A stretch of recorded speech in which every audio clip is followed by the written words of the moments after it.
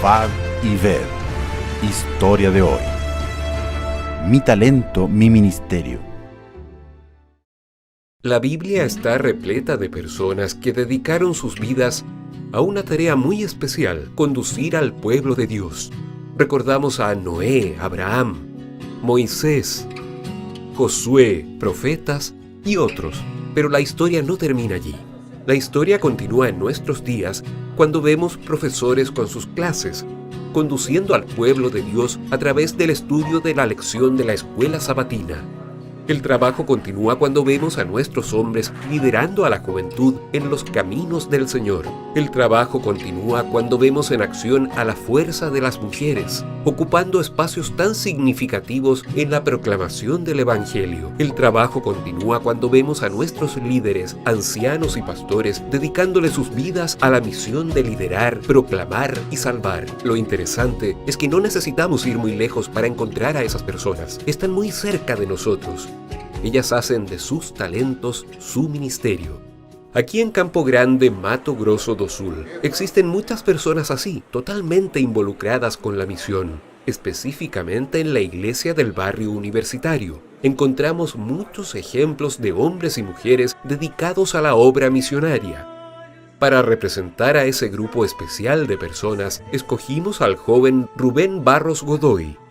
Él fue prácticamente criado en esta iglesia y hoy es un incentivo para todos nosotros. Con disposición actúa en prácticamente todos los departamentos de la iglesia. Hoy, como primer anciano, él ejerce gran influencia sobre los hermanos. Esto ha contribuido para el crecimiento de la obra misionaria en su barrio, para un reavivamiento espiritual de los miembros, y así la iglesia se torna cada día más viva y más fervorosa. Las actividades son muy interesantes. La alabanza congregacional es uno de los puntos fuertes de la liturgia. El tocar el piano y liderar una pequeña banda musical. Rubén está contribuyendo para desarrollar otros talentos y crear un clima de participación, espiritualidad y adoración.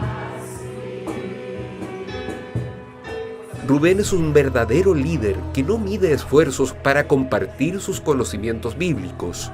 Su influencia es determinante y la utiliza con bondad y amor al abrir la palabra de Dios para los jóvenes y su iglesia. Es un apasionado por la enseñanza y creó una clase bíblica adaptada al programa Biblia Fácil los domingos en la noche, donde decenas de hermanos y visitantes tienen la oportunidad de estudiar la Biblia de una manera didáctica y atractiva. Muchas personas han tomado la decisión del bautismo a partir de esa clase bíblica. Decidido a dedicarle todo su tiempo a la predicación del Evangelio, Rubén además ofrece estudios bíblicos en las casas de los interesados. Uno de los motivos que hacen de la iglesia del barrio universitario un lugar tan activo espiritualmente es el gran coro, que reúne a gente de varias edades. El coro existe hace más de 18 años, siempre bajo el comando y dirección de Rubén. Él también es consejero espiritual del Club de Desbravadores Herederos del Rey e instructor de Orden Unida. Su conducta cristiana y su liderazgo ha llevado a los miembros de la iglesia a realizar cosas importantes. Una de ellas es la realización de un gran sueño: inaugurar la nueva iglesia construida al lado de la iglesia actual. En su trabajo como profesor universitario de ingeniería eléctrica, Rubén siempre da testimonio de su fe. ¡Qué bendición para la iglesia cuando vemos jóvenes que se dedican a vivir una vida en misión, haciendo de sus talentos sus ministerios!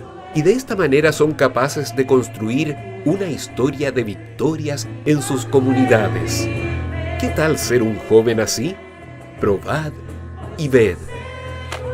Y ahora les invito a este momento especial de adoración a través de los diezmos y las ofrendas. Que Dios les bendiga.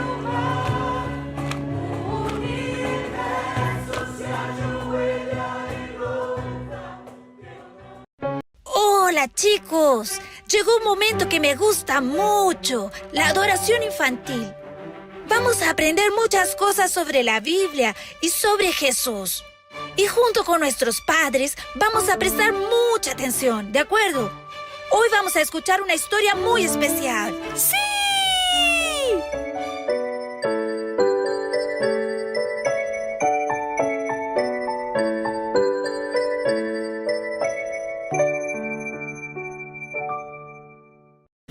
Hola, queridos amiguitos. ¿Cómo están? Los extrañé muchísimo, pero ya estamos de vuelta para poder continuar nuestra historia. Y quiero contarles un poco más acerca de la vida de Jacob y de toda su familia. Hoy quiero compartir con ustedes acerca de la historia de uno de sus hijos, porque Jacob tuvo 12 hijos, ¿pueden creerlo? Y tenía un hijo adolescente a quien amaba con todo su corazón. Su nombre fue José. Jacob cometió el mismo error que sus padres. Empezó a dar preferencia a su hijo José más que a sus demás hijos. Por eso, los hermanos mayores comenzaron a ver muy mal a su hermano José. Imagínense que cierto día, Jacob hizo una túnica especial para José, una túnica de colores hermosa que solamente se les daba a los príncipes. Por eso sus hermanos lo miraban con rabia y enojo y decían entre ellos, seguramente que Jacob, nuestro padre, ama más a José. Jacob había vuelto a romper la regla divina. Los padres deben amar a los hijos por igual.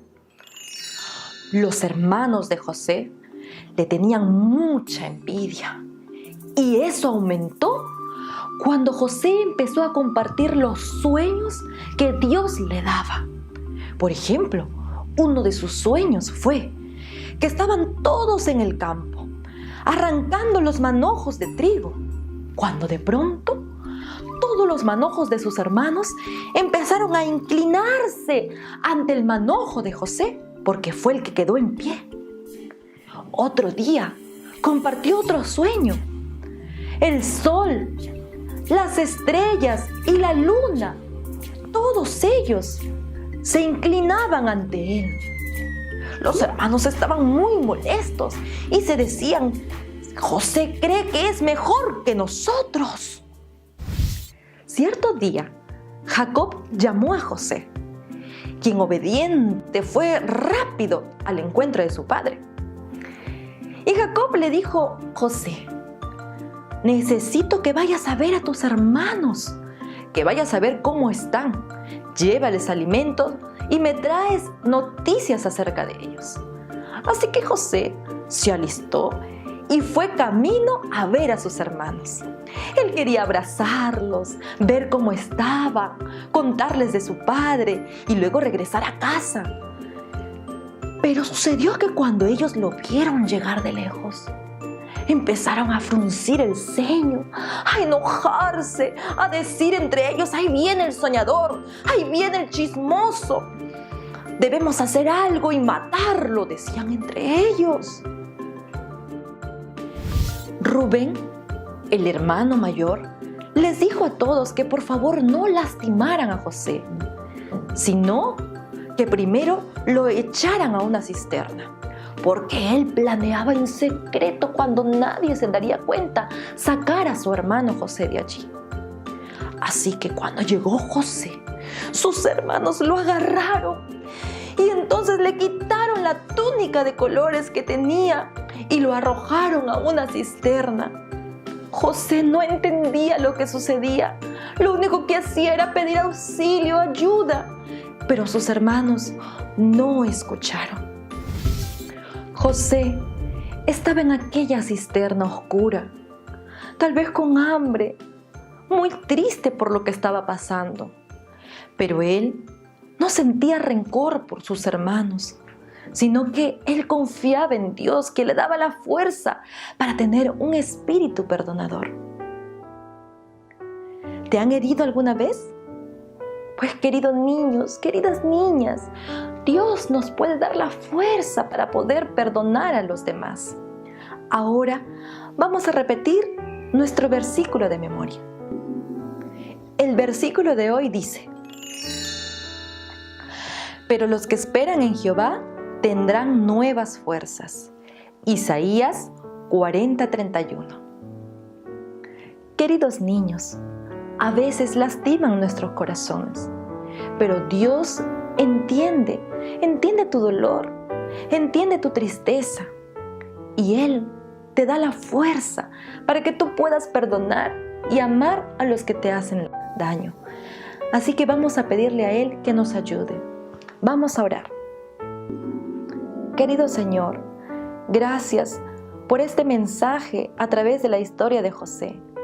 Queremos pedirte que tú nos ayudes a ser como Él, a no guardar rencor en nuestro corazón y a poder perdonar a los que nos lastiman. Gracias, Señor, por escucharnos. En el nombre de Jesús, amén. Que Dios te bendiga. Ya nos vemos.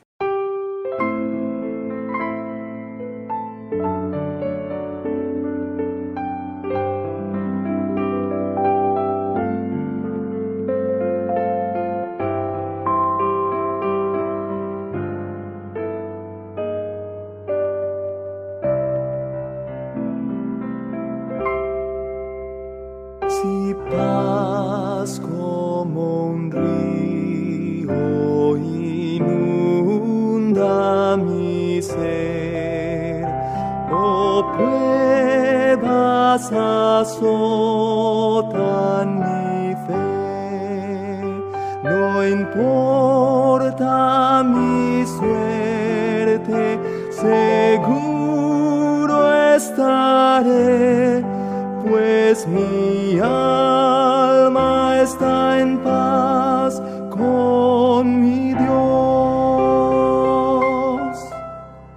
Tengo paz con mi Dios. Tengo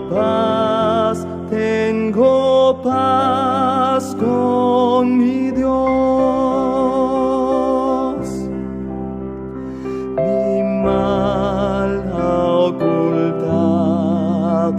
Su rostro de mí, mas Cristo clavólo en la cruz. Perdón alcancé, su amor me salvó.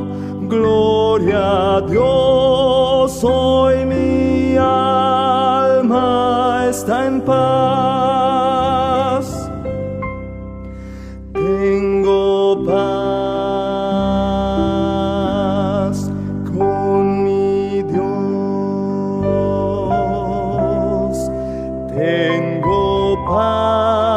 Tengo paz con mi Dios.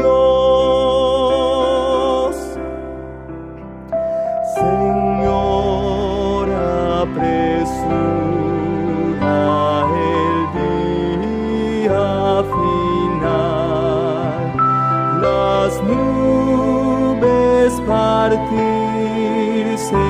veré, vendrá el Señor, la trompeta oiré, gloria a Dios, hoy mi alma está en paz. Tengo paz con mi Dios. Tengo paz con mi Dios.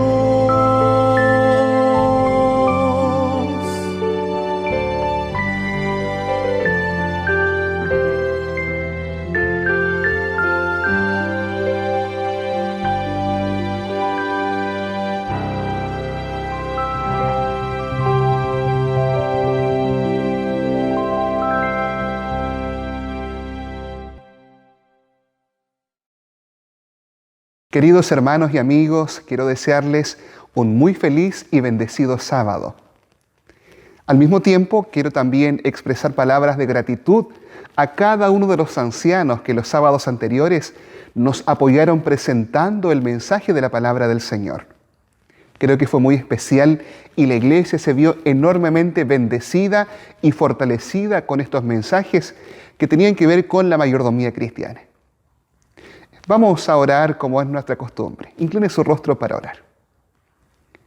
Querido Padre Celestial, queremos agradecer, Señor, porque podemos una vez más adorarle en el Santo Sábado. Porque podemos, Señor, levantarnos en nuestras casas, colocarnos nuestra ropa de sábado, tomar nuestra Biblia y adorarle en el día que usted separó para este fin. Gracias, Señor, porque es su Santo Espíritu el que nos anima. Gracias, mi Dios, porque es su Santo Espíritu el que nos da fuerzas en esta pandemia. Pero, Señor, reconocemos que muchas veces también flaqueamos. Reconocemos que también muchas veces, al ver tragedias, nuestra fe disminuye. Por eso también pedimos, Señor, que este mensaje nos aliente, que este mensaje nos dé fuerzas y que podamos tener la certeza y la convicción de un Dios cercano e inmanente. Pedimos esto en el nombre de Jesús. Amén. El pueblo de Israel había sido librado de forma poderosa por el Señor. Dios envió las plagas sobre Egipto y con brazo poderoso Moisés, usando el poder de Dios, sacó al pueblo de Egipto. Ellos habían pasado el Mar Rojo. Pero lo extraño que presenta la Biblia es que en lugar de dirigirse hacia el noreste, que era donde estaba la tierra de Canaán, incluyendo Jerusalén, 500 kilómetros, tomaron la dirección completamente contraria, al suroeste, hacia el monte Sinaí. Porque este Dios de amor, que había librado al pueblo y que quería salvarlo y llevarlo a la tierra prometida, estaba tomando un camino distinto y contrario al que la lógica humana hubiese seguido? Podemos ver que en el camino que Dios elige se presentaron muchas dificultades y problemas. Hubo escasez de agua. Ellos llegaron pronto a un lugar llamado Mara, donde había bastante agua, pero esta era amarga, causando el chasco y la decepción del pueblo. En este camino había escasez de alimentos. El pueblo de Israel mismo se enfrentó con pueblos fuertemente hostiles y agresivos. Y para colmo de males, el pueblo de Israel también enfrentó víboras y serpientes venenosas que atacaron a los hijos de Israel. ¿No era más fácil que Dios tomara el camino directo y no diera una vuelta tan larga? ¿Por qué Dios decide seguir este camino?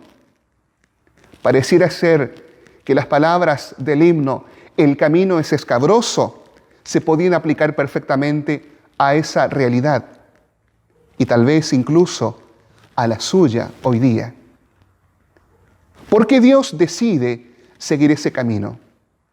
En primer lugar, Dios quería que el pueblo aprendiese a confiar y a depender de Él. El Señor los había librado de la esclavitud en Egipto. Pero en ese tiempo también su carácter, su vida, la vida y el carácter de los hijos de Israel había sido transformado. Se habían tornado egoístas, se habían tornado mezquinos y ellos solo confiaban en aquello que podían palpar y tocar. Tal vez por la influencia de la idolatría y de tantos ídolos que habían visto. Dios quería que aprendiesen a confiar en Él, en aquel que es invisible, que aprendiesen a confiar en medio de sus problemas y dificultades, en aquel que puede dar solución aun cuando no haya nada humanamente visible. Al librarlos de la esclavitud con que los egipcios los oprimían, Dios había hecho algo por ellos. Pero ahora, cuando ellos ya estaban libres, Dios se proponía no solo hacer algo por ellos, sino hacer algo en ellos. Que era transformar el carácter de ellos y llevarlos a confiar plenamente en Dios como su Padre. En estos elementos ya vemos un anuncio cuando el Señor toma al pueblo y lo saca de Israel. Allí las palabras del libro de Éxodo, capítulo 12, versículo 11. Éxodo capítulo 12, versículo 11. La palabra del Señor dice así: y lo comeréis así, ceñidos vuestros lomos, vuestro calzado en vuestros pies, y vuestro bordón en vuestra mano, y lo comeréis apresuradamente. Es la Pascua de Jehová. Entre las indicaciones que el Señor le entrega al pueblo está que esa noche, cuando ellos iban a salir, debían tomar el bordón en su mano. ¿Qué cosa es el bordón?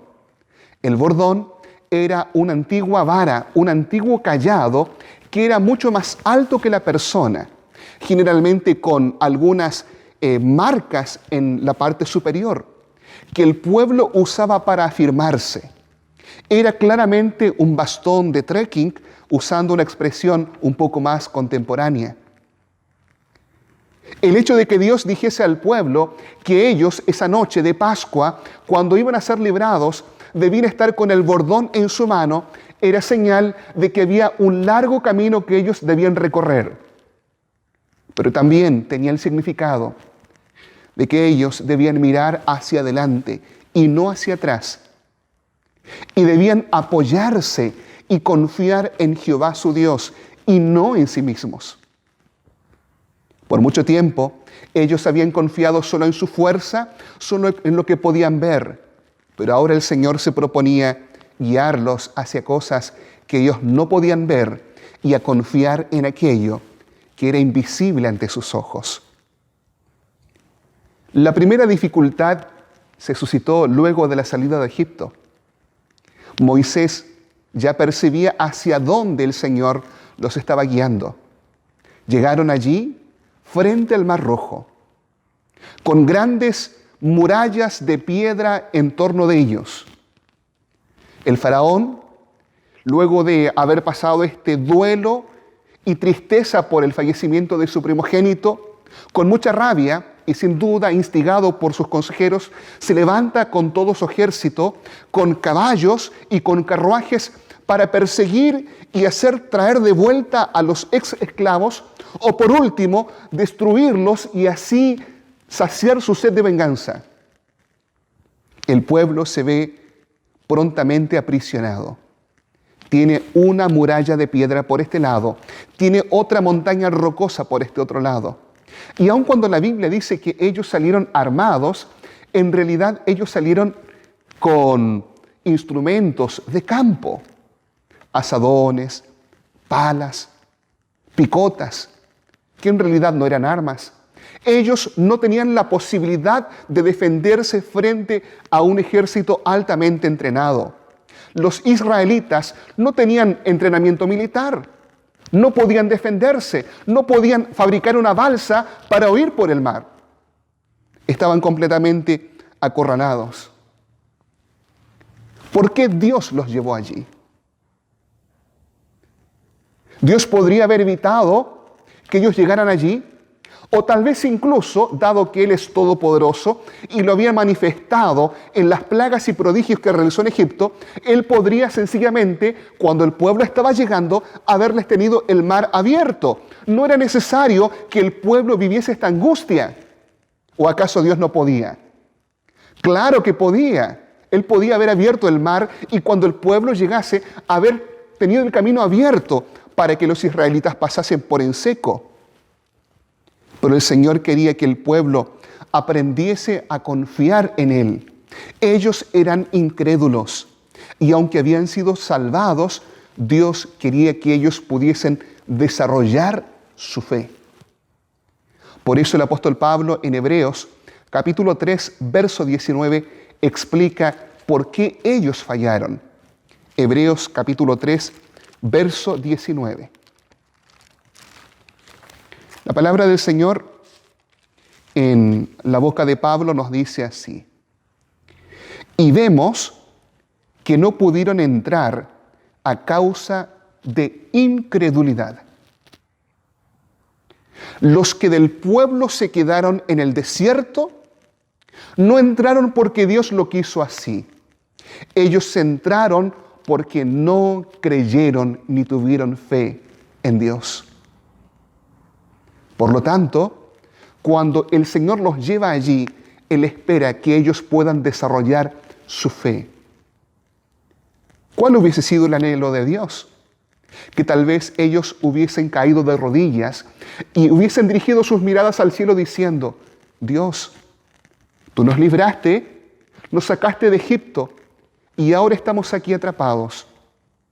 Tenemos dos grandes montañas que son como muros que nos rodean. Enfrente nuestro está el mar, no tenemos una balsa para cruzarlo.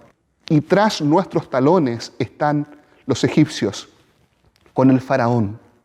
Señor, no queremos morir. ¿Puedes hacer algo por nosotros? Sálvanos, Señor. Dejamos este problema en tus manos. Dios los llevó allí con el propósito de que ellos pudieran desarrollar su confianza en el Dios del cielo. Se sentían impotentes, no tenían ninguna posibilidad humana, pero en muchas ocasiones Dios obra en forma tremendamente poderosa cuando nos sentimos débiles. Cuando no hay ninguna posibilidad humana, Dios se gloría mostrando su poder. El mismo apóstol Pablo, en 2 de Corintios, capítulo 12, verso 9, explica lo que ocurrió respecto a su propia experiencia. 2 de Corintios, capítulo 12, verso 9. Y él dice: y me ha dicho, bástate mi gracia, porque mi poder se perfecciona en la debilidad. Por tanto, de buena gana, me gloriaré más bien en mis debilidades, para que repose sobre mí el poder de Cristo. Pablo, como gran apóstol, tenía luchas personales. Varios eruditos nos dicen que el apóstol tenía serios problemas a su vista, algo que le acomplejaba. Tal vez él quedó con algunos problemas luego de haber visto la gloria de Cristo. Y él oró muchas veces por esto. Era algo que le hacía sentir a él débil. Pero la respuesta del Señor fue: mi gracia te basta, porque mi poder se perfecciona en la debilidad. Cuando el pueblo estaba enfrentando este problema, que era humanamente imposible de resolver, ¿cómo un puñado de esclavos, flacos, quemados por el sol, sin fuerzas, mal alimentados, podrían salvarse de un ejército bien entrenado, hombres fuertes y musculosos, hombres con espadas, con arcos, con lanzas y con flechas, con carruajes sumamente entrenados? Era humanamente imposible. Pero Dios, cuando somos más débiles, Él muestra su amor para librar a sus hijos. Dios realmente estaba librando al pueblo. Éxodo significa salida. Y Dios había sacado al pueblo. Pero el éxodo, es decir, la liberación, no se completaría sino hasta cuando el pueblo de Israel llegase a la tierra prometida. El éxodo, la liberación de los israelitas, no sería completa sino hasta cuando ellos estuvieran allí en la tierra de Canaán. El éxodo tiene 3 momentos. La liberación del pueblo de Israel se da en 3 etapas. En primer lugar, la salida de Egipto, que fue importante. En segundo lugar, la travesía, donde Dios se propone transformar el carácter de ellos y llevarlos a confiar en Él y hacer que su fe pueda aumentar. Y en tercer lugar, la llegada. La salida, la travesía y la llegada. Y en la experiencia de cada cristiano, la salvación y la libertad debe producirse también en 3 etapas. en 3 momentos. La justificación. Cuando nosotros reconocemos nuestra pecaminosidad, que somos esclavos del pecado, debemos acudir al Señor porque solo Dios con su poder y gracia tiene el poder de perdonarnos y librarnos de la esclavitud del pecado. Eso se llama justificación. Pero ahí no termina la experiencia de la salvación. Sigue con una segunda etapa, que es la santificación, la travesía de Egipto a Canaán. Travesía en la cual el Señor quiere moldear este carácter, quiere ayudarnos para que los hábitos que adquirimos en Egipto sean dejados atrás y podamos adquirir un carácter semejante al de Dios mismo, donde Él se propone hacer crecer y aumentar nuestra fe y confianza en Él. Y la culminación ocurre con la tercera etapa, que es la glorificación. El momento cuando por fin entremos al hogar de gloria y este cuerpo mortal y decadente sea transformado en un cuerpo glorioso, semejante al de Cristo Jesús. Quiero centrarme en la segunda etapa, en la travesía, en la santificación. Decíamos al principio, ¿por qué Dios, en vez de seguir al noreste, que era el camino directo a Canaán, toma el camino al sureste, que era un camino mucho más largo, lleno de dificultades?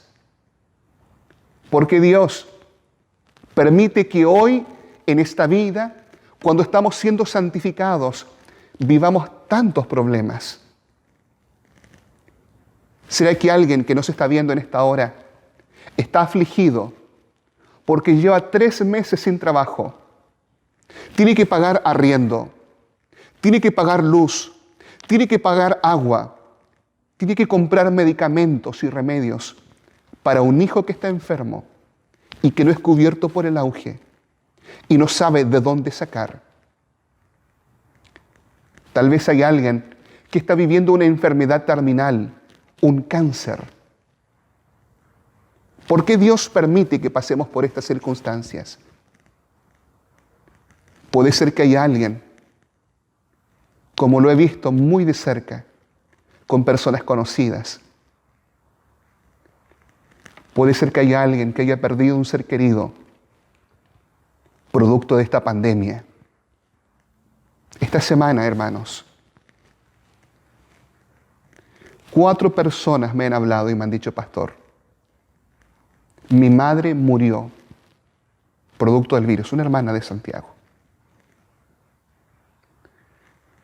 Otra hermana de acá del sur me dice, mi abuelo y mi tío murieron de esto.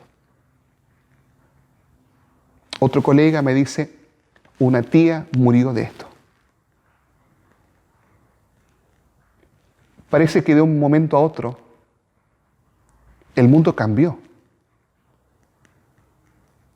Y vemos como si fuese un gigante que va creciendo. Vivimos con incertidumbre y con miedo.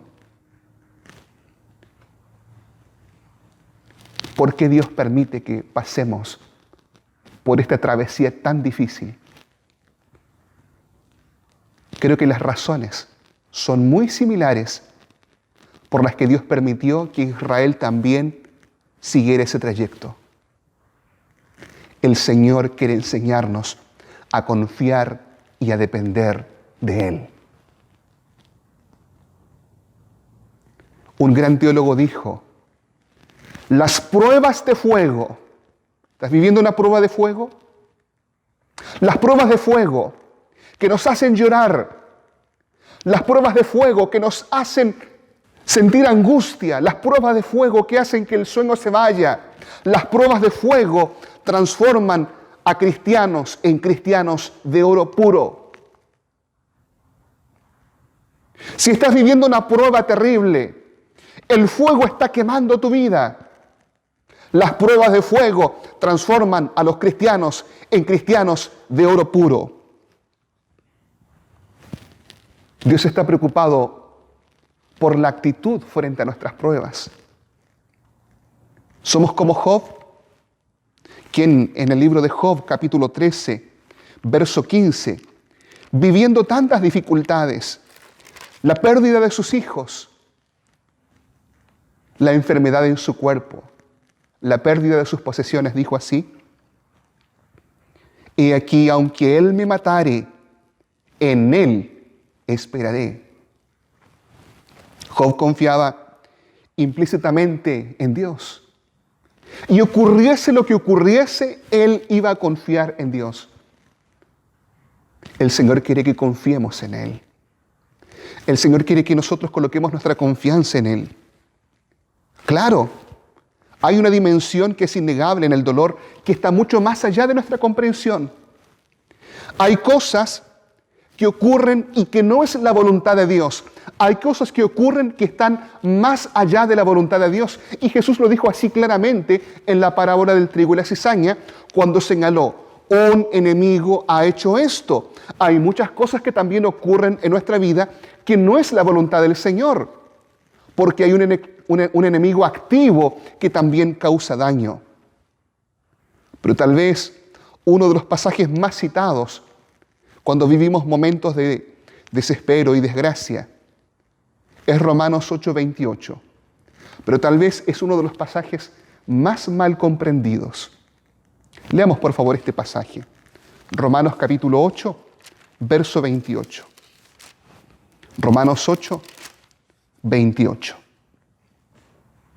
Dice así: Y sabemos que los que aman a Dios, todas las cosas les ayudan a bien. Esto es, los que conforme a su propósito son llamados. En el verso 26, el apóstol comienza hablando de cosas que no sabemos y dice: De igual manera, el Espíritu nos ayuda en nuestra debilidad, pues ¿qué hemos de pedir como conviene? No lo sabemos. Hay muchos detalles en la vida que no sabemos. No entendemos por qué ocurren ciertas cosas. Es más, ni siquiera sabemos pedir correctamente. No sabemos. Pero hay cosas que sí sabemos. Que a los que aman a Dios, todas las cosas les ayudan a bien. Pero aquí hay una condición, hermanos. No es que todas las cosas ayudan a bien a todo el mundo. La condición es que a los que aman a Dios, las cosas les ayudan a bien. ¿Usted ama a Dios? Si usted ama a Dios, si es un hijo de Dios, todas las cosas, buenas y malas, nos ayudan para bien. Pero, ¿qué es este bien? ¿Qué significa? ¿Es salud? ¿Es trabajo? ¿Significa eso que si tal vez hoy día estoy enfrentando un cáncer incurable, significa que Dios me tendrá que curar? ¿O si perdí el trabajo, Dios me dará algo mejor? En muchos casos es así. Pero no siempre ocurre de esa forma. ¿Cuál es el bien? ¿Cuál es el propósito final que Dios tiene? El verso 29 explica para qué Dios permite estas cosas y cuál es el bien que Él tiene como propósito ulterior. Dice así, verso 29, porque a los que antes conoció, también los predestinó, para que fuesen hechos conformes a la imagen de su Hijo, para que Él sea el primogénito entre muchos hermanos. Es decir, el bien que Dios quiere lograr en nuestra vida, al permitir que pasemos estas cosas, nos conduce a un propósito: nuestra salvación eterna. No necesariamente prosperidad material en este mundo, aunque muchas veces Dios también la da. No necesariamente a que nos sanemos, aunque Dios también muchas veces lo hace. El propósito final es el bien que Dios quiere para nosotros. Y es que podamos desarrollar un carácter parecido al de su Hijo Jesús.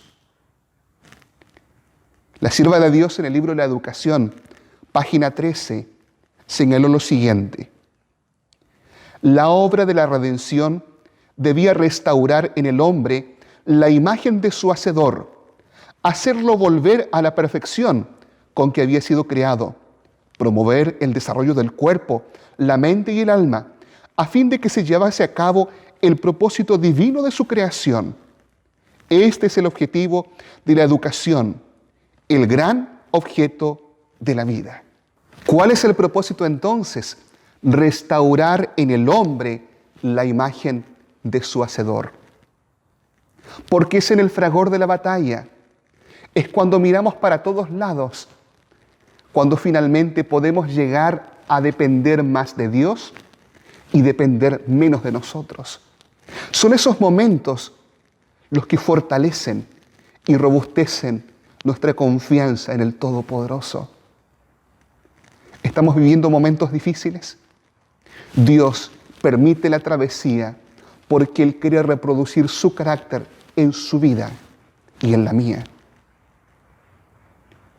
Quiero resaltar una frase más del verso 28. Dice el texto, y sabemos que los que aman a Dios, todas las cosas les ayudan a bien. ¿Qué dice?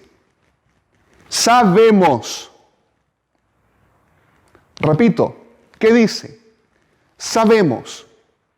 No dice lo sentimos, lo intuimos. No dice eso.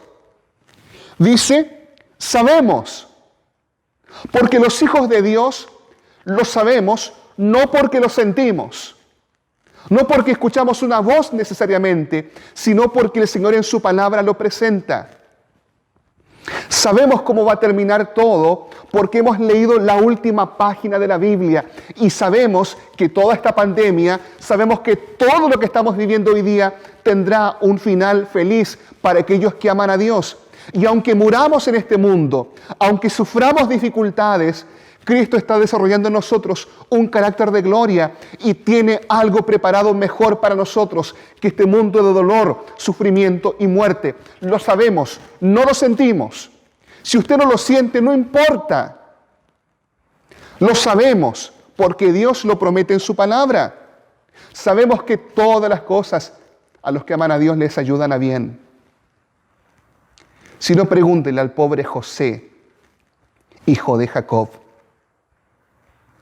Hijo mimado en casa de su padre, odiado por sus hermanos, vendido como esclavo. ¿Cuánto tiempo habrá orado José? Llegó allí a casa de Potifar y por ser fiel e íntegro, él es llevado a la cárcel. Años después, cuando se encuentre con sus hermanos, él reflexiona en lo siguiente. Génesis capítulo 50, verso 20. Génesis capítulo 50, verso 20. Dice así la palabra del Señor. Vosotros pensasteis mal contra mí, mas Dios lo encaminó a bien para hacer lo que vemos hoy, para mantener en vida a mucho pueblo. Dios siempre se encarga de cumplir su propósito en nosotros. Quiero leer una última cita del Espíritu de Profecía. Discurso Maestro de Jesucristo, página 99. En su gran amor, Dios procura desarrollar en nosotros las gracias preciosas de su Espíritu. Permite que hallemos obstáculos, persecuciones y opresiones, pero no como una maldición, sino como la bendición más grande de nuestra vida. Cada tentación resistida, cada aflicción sobrellevada valientemente, nos da una nueva experiencia y nos hace progresar en la tarea de edificar nuestro carácter. Estamos en un peregrinaje. El camino puede ser difícil y escabroso, pero sabemos que Dios está con nosotros. Lo que estamos viviendo hoy día, Dios lo ha permitido, no lo ha mandado, pero lo ha permitido para que podamos desarrollar rasgos de carácter que nunca se darían si no hubiésemos vivido esto. Por eso, querido amigo y hermano, quiero animarle para que hoy coloque su vida en las manos de Dios y le diga: buen Dios, sé que tal vez no entiendo por qué estoy viviendo esto, pero tengo la certeza de que tú tienes un propósito, de que tú tienes un plan para mi vida. ¿Quiere usted permitir que Dios desarrolle su plan en usted? ¿Quiere dejar sus preocupaciones, dejar de luchar solo, sola y dejar todos sus problemas en las manos de un Dios compasivo? El peregrinaje nos ayuda a crecer y a confiar en Dios. Cuando no haya más esperanza, creamos. Cuando no haya salida, creamos. Y cuando aún en este mundo las cosas terminen mal, creamos que en un futuro próximo y cercano, todas las cosas terminarán para bien cuando Cristo regrese a buscar a sus hijos. Creo que debemos pedirle al Señor que nos ayude a desarrollar esa fe y a poner todo cuanto somos en su presencia. ¿Quiere orar conmigo? Oremos. Querido Dios, agradecemos porque tú tienes como propósito no solamente salvarnos, no solamente hacer algo por nosotros, sino también hacer algo en nosotros, que es ayudarnos a desarrollar plena confianza en ti. Te damos gracias, aunque es difícil, por las pruebas que vivimos, por las dificultades que vivimos, porque cuando somos débiles, podemos confiar plenamente en ti y depender más enteramente de tu mano. Señor, ayúdanos a desarrollar un carácter parecido al tuyo. Queremos pronto llegar a Canaán y cuando eso ocurra, mirar para atrás y agradecer porque tú nos conduciste por el mejor camino y porque hemos llegado a casa. Y ninguna de las dificultades que hemos pasado se compararán con el gozo y la alegría que tendremos al vivir en tu presencia. Bendice a tus hijos, a los que están con problemas, con enfermedad, con hambre, con muerte, sin trabajo. Y permite, Señor, que sigamos adelante confiando en tu gracia. Lo rogamos en el nombre de Jesús. Amén. Queridos hermanos, que la gracia del Señor les acompañe en este sábado. Y recuerden, el Señor está con nosotros, no porque lo sintamos o lo dejemos de sentir, sino porque Él lo ha prometido y Él no falla. Amén.